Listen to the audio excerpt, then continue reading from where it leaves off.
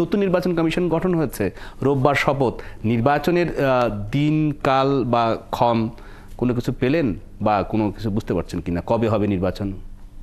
জি, আপনাকে ধন্যবাদ। আমার ভাইকে আমি শুভেচ্ছা জানাই, আপনার অনুষ্ঠানের দর্শক শ্রোতা তাদেরকে শুভেচ্ছা জানাই। বহু বছর পরে ৭১ টেলিভিশনে সশরীরে আসার সুযোগ হয়েছে, সেজন্য আপনাদেরকে আরেকবার উষ্ণ অভিনন্দন। আমাদের এই সরকারের তো ধরুন দিন শেষে তাদের বড় দায়িত্ব হচ্ছে একটা অবাধ, নিরপেক্ষ, বিশ্বাসযোগ্য নির্বাচন নিশ্চিত করা, যে নির্বাচনের জন্য আমরা ১.৫ দশক ধরে দেশের মানুষ মুখিয়ে আছে। আমাদের এমন একটা দেশ যেখানে মানুষ গণতন্ত্র বলতে বোঝে তার ৫ বছর বা ৪ বছর পর পর ভোটটা দিতে পারল কিনা।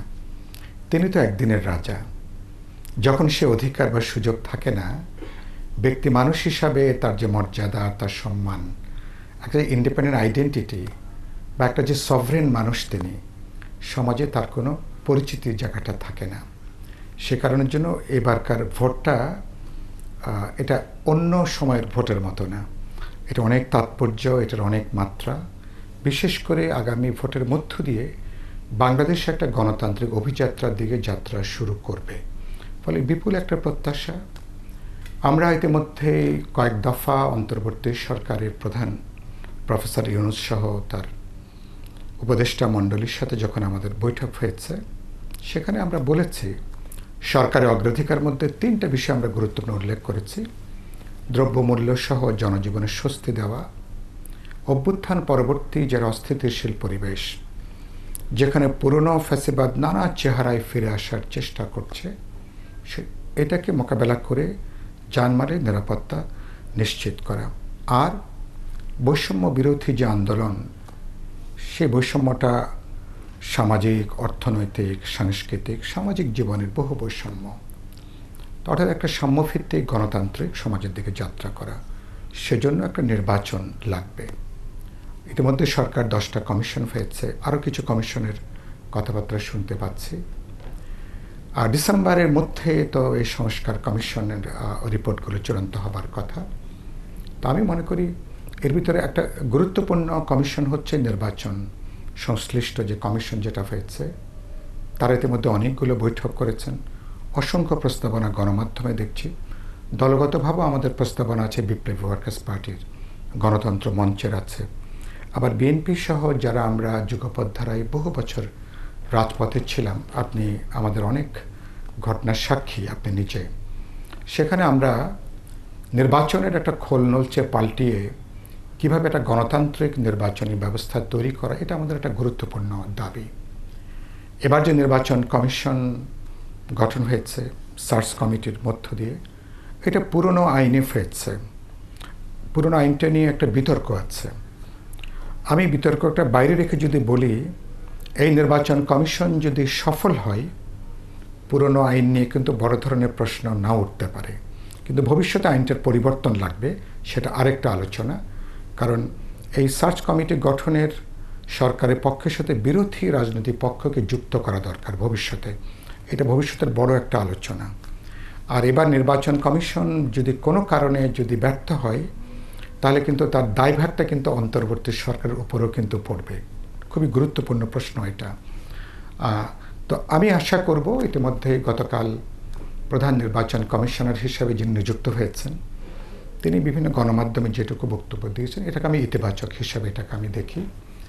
আর তিনি সদিচ্ছা ব্যক্ত করেছেন একটা অবাধ, নিরপেক্ষ, বিশ্বাসযোগ্য নির্বাচন, জনগণের হারিয়ে যাওয়া, ছিনতাই করা ভোটাধিকার কীভাবে প্রতিষ্ঠা করা যাবে, সে ব্যাপারে তিনি আমি মনে করি চমৎকার বক্তব্য দিয়েছেন, সেটাকে আমি স্বাগত জানাই।